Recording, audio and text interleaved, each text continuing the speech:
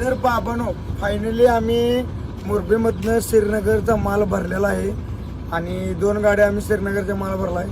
कारण का माहिती आहे का, गांडीत किडा लय वळवळ करत होता, रहमान किडा गांडीत.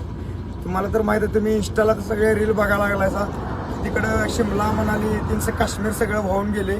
त्यामुळं आमच्या गांडीत रहमान किडा असा वळवळ करायला की नाही, कधी आम्हाला काश्मीरला जाईन ह्या वर्षी जाते का नाही.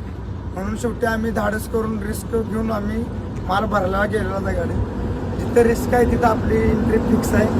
आणि ते माल का भरले त्या मागचं कारण दाखवतो. हे नाव आहे की नाही, हे नाव कोल्हापूर ते काश्मीर, हे नाव कोल्हापूर ते काश्मीर या नावाला कलंक लावायचा नव्हता, म्हणून माल रिस्कवर भरले.